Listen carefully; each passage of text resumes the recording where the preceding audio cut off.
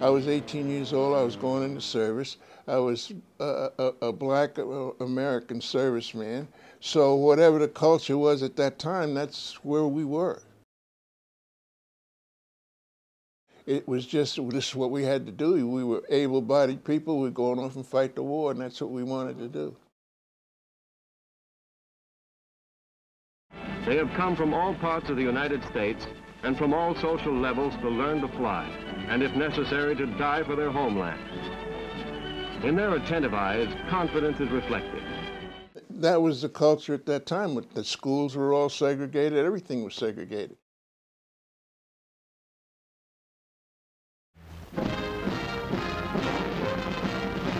These are the Americans who did the job. They didn't think that America was perfect. They knew it wasn't.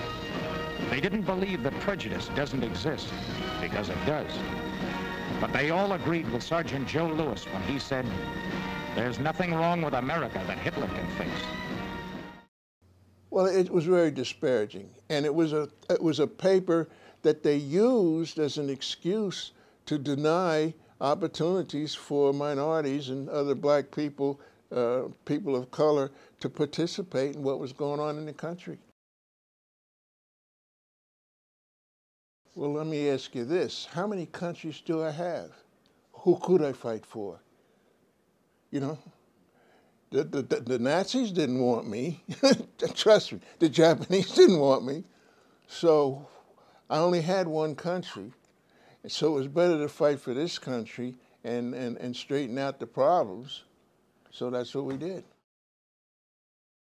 There was a lot of people who had a lot of hopes on us doing a good job because they knew if we did a good job, then it was logical that other people would have an opportunity coming on it. And that's proven to be true.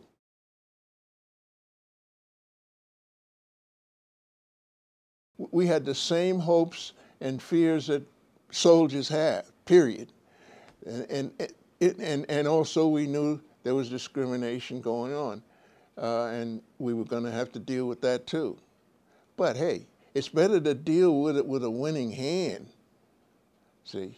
So that's why it was worth getting out there and fighting for the country, because then you got a country to come back to change the problem.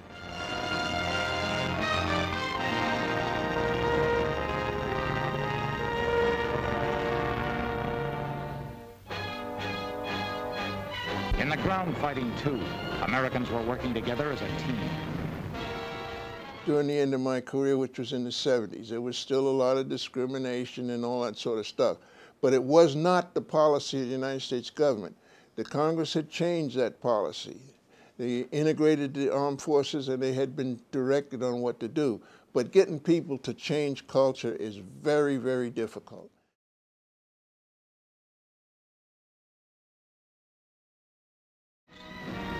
And they proved on the battlefields of Europe that there's nothing wrong with America that Americans can't fix.